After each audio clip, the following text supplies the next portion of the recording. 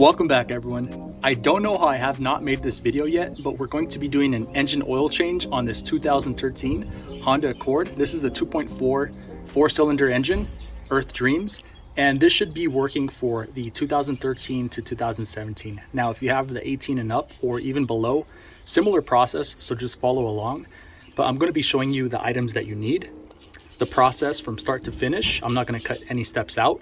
And stay tuned for the end. I'm going to show the owner's manual and more fine print so you can see all of the Honda documents that show how to do the oil change or what they recommend.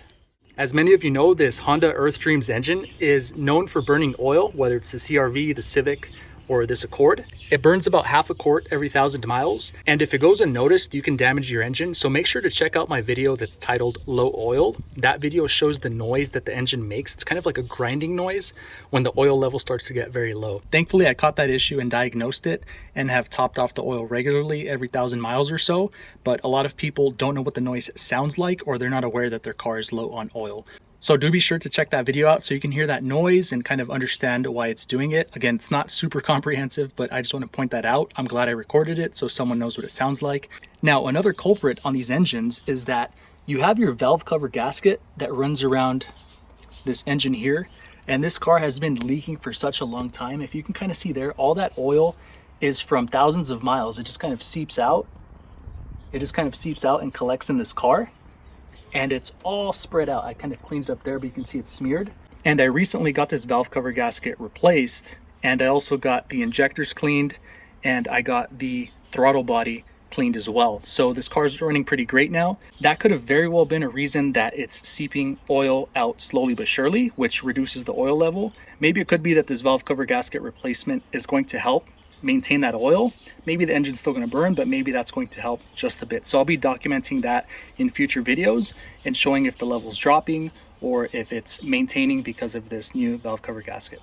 We don't need that many items to do this oil change. Most importantly, we need SAE OW20 motor oil. This is full synthetic, and this is a fantastic deal at Costco. You get 10 quarts for a total of about $30 to $38, which is a fantastic deal.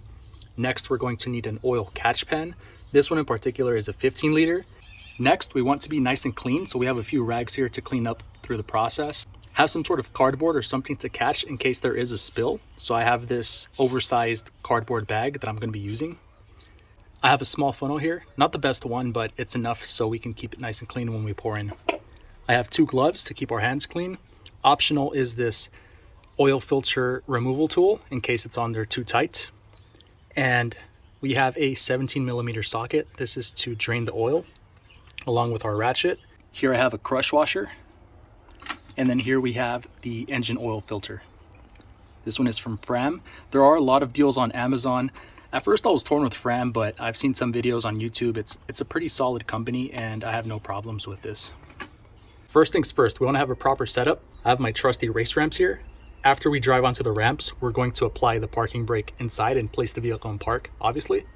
After we've driven up the ramps and put the car in park with the parking brake, we have the wheel chocks front and back to make sure that the vehicle is stable. Before going under the car and draining anything, we are going to open our cap here for good airflow, so it's not glugging out. And I'm going to open this. Make sure not to fully remove this cap. You want to leave it at an angle there so no debris falls in while your hood is open. Going under the vehicle, I have my cardboard set up there, and then I have my catch pan ready.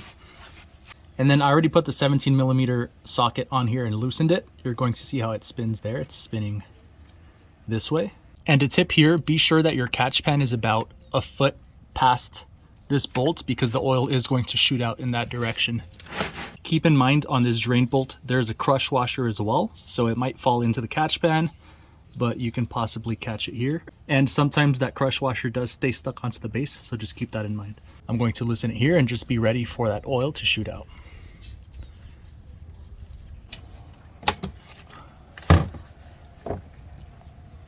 We're gonna let this drain for about 10 minutes. After about 3-4 minutes, it's almost done draining there, but I'm in no rush. And make sure to locate your crush washer and your drain bolt. Sometimes they do fall into this catch pan.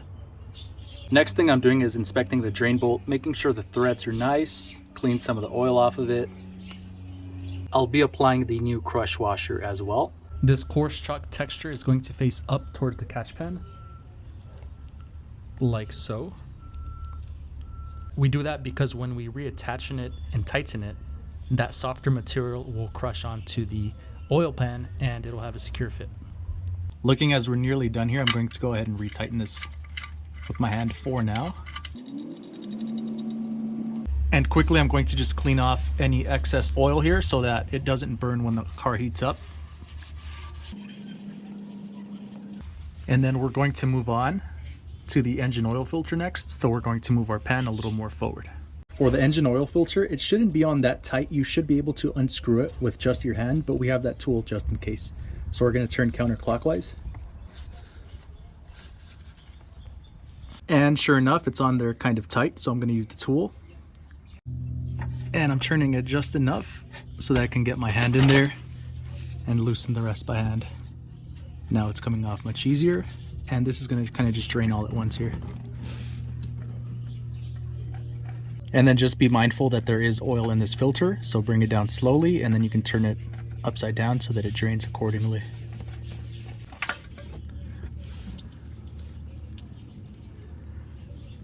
And then we're just going to let this drain for a little bit, as well as let this top part drain for a little bit, about a minute or so. Having a closer look, we don't see a black gasket on there, which is good. We want to make sure that it comes off when we take the filter off, so that we don't have two gaskets on and a potential for a leak in the future. While I let this engine oil filter drain, I'm going to get the new filter out, and I'm going to fill this up about 50-60% with oil, just so it doesn't have a cold start with no oil in this filter. Have something under just in case you spill. I'm doing this with one hand, so a little trickier, but here we go. That should be good enough. We spilled a little bit there, but we have this towel. And then what I'm going to do is just get a little bit of oil to moisten this ring here so that we have a proper seal when we put it back on. It doesn't take much, just dab your finger and swirl it around. Going back under here, the filter goes in at a slight angle, and apologies for not showing you. I have limited space here, so we're just going to guide it back up. And it could get a little messy under here, but just keep turning that clockwise to tighten it. Once it gets tight enough there, we're going to just turn it with our hand maybe once or twice, about a quarter to half turn. And then the next thing we want to do is clean up all of this excess oil so that it doesn't burn when we start the car.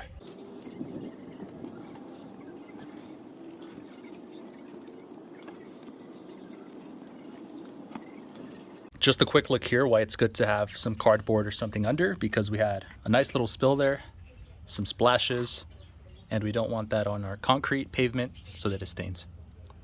The next thing I like to do is get this used filter here and place it with the opening facing upwards.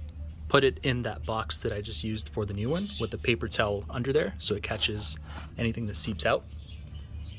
Close this up. And along with this used oil and the used oil filter, most local places like AutoZone and O'Reilly's will allow you to go dump your old oil and leave your old used filter. Then we'll just clean this up a bit and then close this off. The next thing to do is go back under here and then tighten that drain bolt.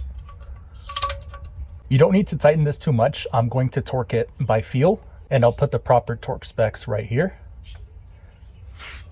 Now all that's left to do is to fill up the oil to the recommended capacity, which is 4.4 US quarts, and that's in the owner's manual that I'll be showing shortly. That's also going to include the oil that we put into the filter. I'm going to aim for just right under this 1 quart line. I like to do that to put like about 4.2, 4.3 quarts in. Then I could drive off the car accordingly, level it off, let it run for just a little bit, and then I could properly check the oil level. I'd rather have it underfilled for just a little bit and top it off than to put too much and have to drain some out.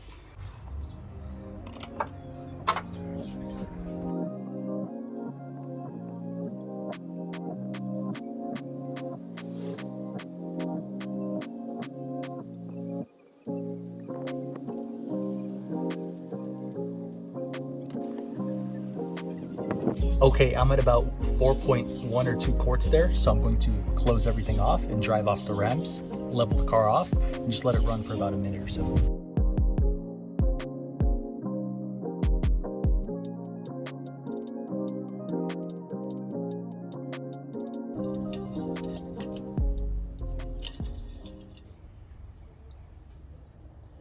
We're right under just the minimum line there, so not too far off, maybe another 0.2 or 3 quarts, and we should be right at the sweet spot.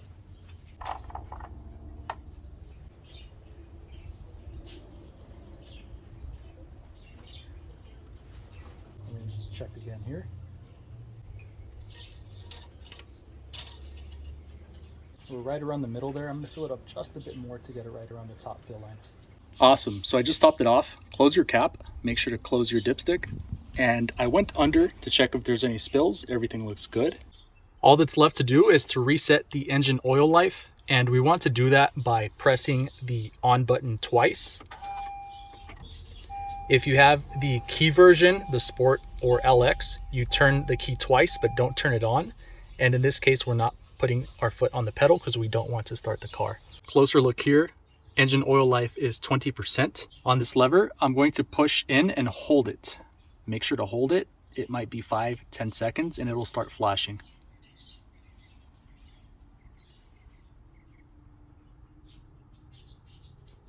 Once it starts flashing, lift your finger up and you're going to press and hold again until that resets to 100.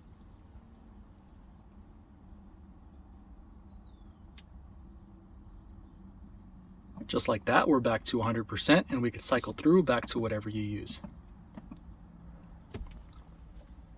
All right, everyone, hope y'all found this video useful. I don't know how it took me this long to make this video, but it's an easy way to save a ton of money and time. This shouldn't take more than 15 to 30 minutes, even if you're new. It's a pretty straightforward process.